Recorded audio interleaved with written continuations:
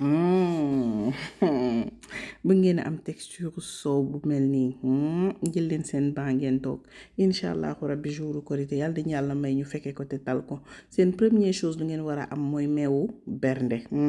meewu bernde ngeen war a njëkk a am bu ko defee lu ngeen di def tout simplement mooy jël ci 1 pot et demi de meew def 1 pot et demi d'eau de robinet mooy ndoxu robinet daal di mélanger ba mu homogène ba amatul benn grumeau comme nu ngeen koy gisee nii voilà bu ko defee lu ñuy def tout simplement rek mooy daal di ñëw yokk ci ndox bu tàng voilà 1 pot et demi tamit meew bi ndoxu robinet bi ak ndox bu tàng bi à quantité égale ñooy tolloo gis nga ko nga mélanger ba mu homogène gis nga ko noonu bu ko defee ma ñëw yokk ci yaourt nature sucré waaw moom laa ci dolli nii voilà ñaari pot la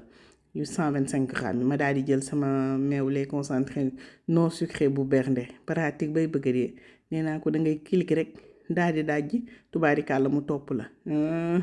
nga daal di ko cay sotti gis nga ko noonu boo ko ci sottee ba mu daj man nag bi ma ko sottee soow beeg meew bi yëngalaatuma damaa ñëw jël sama papier filmer ko ba mu daj rek daal di tëj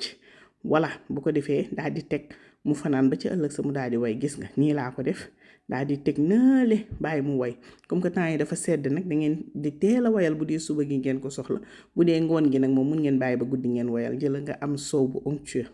soow bu liis soow bu neex non mais je ne vous raconte pas gis nga ko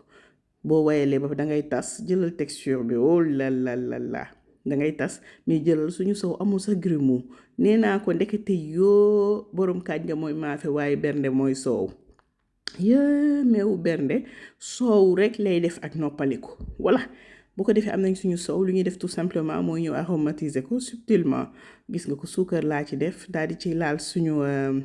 meew bernde bi les concentrés non sucré bi mënul ñàkk jëlal couleur ba waaw bu ko defee buñ ko ci defee ba pare soxlaatuñu leneen tuuti muscade de essence tuuti essence lait tuuti fleur d'orange jeex na tàkk ñu yëngal ba mu homogène yàlla xam na ni loolu kese laa ci def mais soow bi neex gum neex waaye xam ngeen du ma leen defal soow noonu rek bàyyi leen ak moom déedéet dama leen ci raxal laaxu ceeb bu ni muut bu ko defee damay jël ceeb bi xooj ko sebet ko ba mu set ma xooj ko bu ma ko xoojee teg ko ba mu fendi rek ma daal di ñëw di dëbb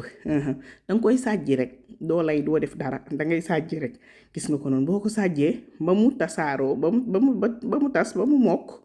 nga daal di jël sa ndox teg ba mbax nga xorom boo xoromee nag jël sa ceeb di ko ca laax waaw da ngay mel ni kuy laax araw rek wala ngay togg soom bi voilà noonu ngay def laax ko ci di yëngal voilà boo ko ci laaxee ba pare bàyyi nag sa ceeb daal di ñor day gaaw a ñor nag ndax ceeb bi comme que da nga ko xas a dëbb luy nu naqaree ñor li ngay def rek mooy di surveiller consistance bi su manqué ndox nga ñëw dolli ci tuuti wala togg sa laax ba mu ñor xomm ñu daal di cay râpé tuuti muscade mënul ñàkk sànni ca noix de beurre fekk fay naa gaz bi daal di cay def zeng-zeng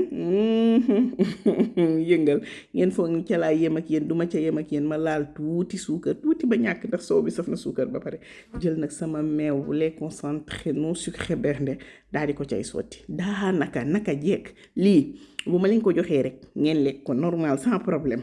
lii boo ko xëddee doo wax dara danga ko yëngal ba mu homogène mënu ñàkk sama digganteeg yéen nag yépp ci law ma yakkal leen ko daal di yàq sama laax ràcc ko waaw mu jëm kaw bu ko defee duma ca yem dama leen koy ñëw sifal ak suñu soow royal de chez meewu bernde waaw gis nga ko noonu chef ko ca nii la ko mag ñi daan defee walla gisal boo ko sefee ba pare nga daal di teg nag fas yéene koo ñam lii laa leen indiloon j'espère que li ma leen indil neex na leen bu leen fàtte abonné aimer partager vidéo yi pour ñu mën a am plus de visibilité s'il vous plaît pour un peu de décoration ma sànni ay raisin zang ca kaw mënul ñàkk sama digganteeg yéen it